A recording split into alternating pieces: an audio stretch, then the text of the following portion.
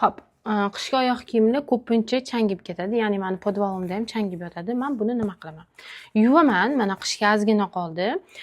Ozgina qolganda 1-2 oy oldin mana shunaqa yuvib kir mashinadami, xohlasanglar cho'tkadami yuvasizlar va yuvganinglardan keyin mana bir-biriga qaratib buni mana shunaqangi strich bor. Xohlasanglar shunaqangi nima deydi buni, домашний strichmi nima deydi, xullas nimalarga ishlatadigan strichni olib mana shunaqangi qilib oyoq kiyimni strichlaysizlar.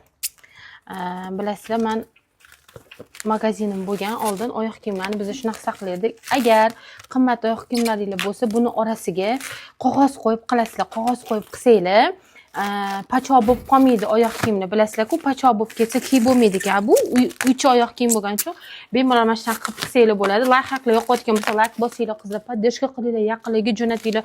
Faqat o'zinglar bilmanglar. Mana shunaqa qilib toza